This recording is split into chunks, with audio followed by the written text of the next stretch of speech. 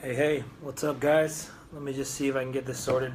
Wanted to check in with you guys on touch base on a couple different things. Obviously, I work with a lot of different people who are speakers, presenters, coaches, and people who are just getting started off in their message, people who are looking to define their message more clearly, and people who are looking to share who they are with the world. And one of the things that constantly comes up is this question of how do I really get clear about what my message is, and how do I really define my message based on who I am? And I think it's one of those things that seems pretty complex, but in its essence, it's really simple. It's that you are the leading expert in your life, and if you want to figure out what your message is, you really just need to look to your life and your life experiences. So I was working with a couple different clients, and it's one of the first things that I have everybody do is to create a timeline. I think in general, a lot of people have a kind of a general theme of what they want to be doing, whether that's, life coaching and coaching people one-on-one, or that's consulting in business, or that's, having an inspirational message within a certain field, or working with women or working with youth. I think for the most part, the people that I work with are at a phase where they know who they want to be working with, and they have some level of experience of how they want to be working with them, but they're at a point where they're maybe stuck and they're saying, well, what exactly is my content, and how do I share that? And of course, there's always modeling. Modeling is one of the most important things when you look at developing any type of curriculum. It's like who in the field is doing exactly what you want to be doing, or a variant of what you want to be doing, but at a larger level. And how can I model some of the stuff that they have in order to leverage some of the content that I have? And that's what everybody does. And the truth about it is that there's such a sacredness about content. But if you look at any speaker today and you look at anybody who's thriving, they're really standing on the shoulders of giants, right? So everybody has taken a bit of piece of everybody else and called it something different, or defined it a little bit more different, or looked at it from a practice point of view and said, okay, how can I change it in the practice? And that's what starts to happen, right? So if I look at specific content, for example, and I start to practice it in my own life, and then I can make my own distinctions of how those things shows up and how that works. So I think that's one of the big things is once you get kind of clear on what lane you want to be in, is looking for models in that lane, whether that's personal development, whether that's business, whether that's corporate trainings, whether that's youth development with women, or whatever it is. Look for models within that, and then start to model some of that content from there, and start to put it into your own practice and see how it makes sense and how that fits within your life. But when you start to look at your own personal message and what my message is to the world, the place to look is to your life experience and some of the things that have taken shape within your life. So what I suggest to every single person that I work with who's at this phase in their life, or in the phase in their business, or in this phase in the sharing, is to create a timeline. And if I look back at all the moments that have taken place, what are all the meaningful moments that have taken place in my life? What are all the watermarks or the benchmarks where I've had distinctions? Whether that's come from friends and family, or that comes from life experience, or that comes from something that has taken shape in my life, and what are the lessons that I've learned from those things, and how do they relate to the topic that I'm looking at? So there's all kinds of different examples within that, and I think when you go into it, what you'll start to see is different themes that start to emerge, and within the stories, so much of teaching is done through story and metaphor, but within the stories and the metaphor are so many examples of ways that you can guide people into an experience without being so confronting about it.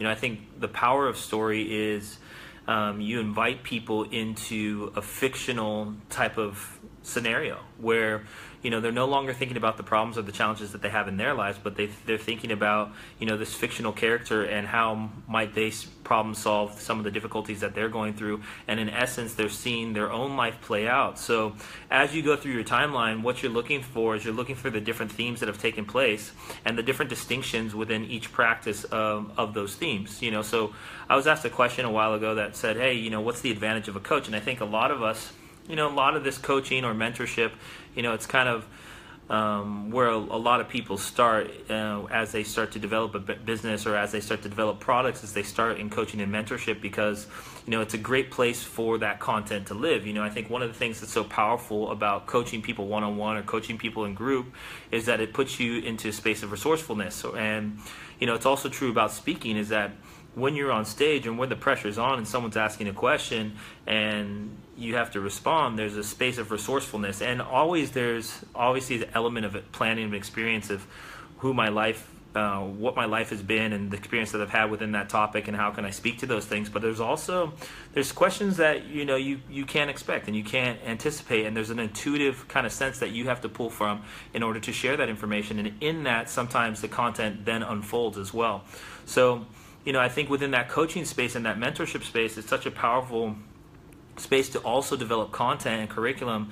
And it's one of those things that we're constantly in, right? We're constantly in that conversation of what's the next evolution of how we share our message with the world. So as you build your timeline, looking at again, the different themes, the different stories, the different metaphors, and the different distinctions. And going back to that question I was asked, what is the really the role of a coach or a mentor? And in my opinion, coach or mentor is really there to guide people through a practice and to accelerate someone's practice within a specific topic. So if it's a basketball coach, right, this person has experience and he's going to give me some specific scenarios that gives me an advantage as I step into a practice. He can make distinctions that can accelerate my understanding, accelerate my learning, or accelerate my process to effectively produce a result, right?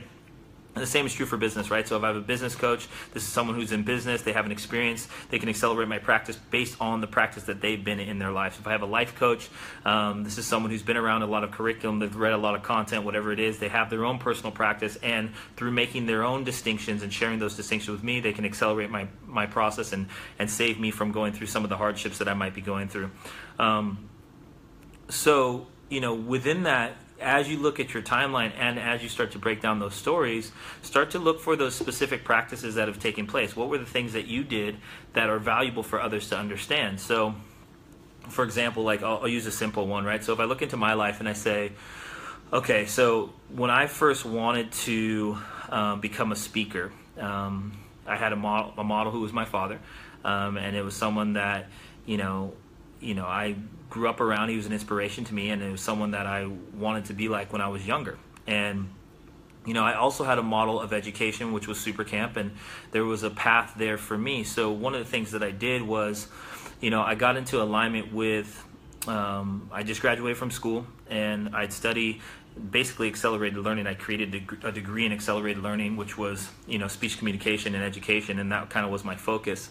And I joined a company that had a path for me to go through this process and for me to learn this facilitation, and also had a path for me to successfully travel to different parts of the world and speak to different groups of people. So that distinction is in my timeline is a model that I can share with speakers who are up and coming, and they're saying, well, I'm a young person right now, I want to be doing this work, and I can say, okay, well, here's the things that you could potentially do. You can find an organization who has a path that is in alignment with what you want to be involved with. You can find some models in your life of people who are speaking on the level that you want to speak on and in the content that you want to speak to, and you can start to walk this path, and you can start to do the same things that they've done.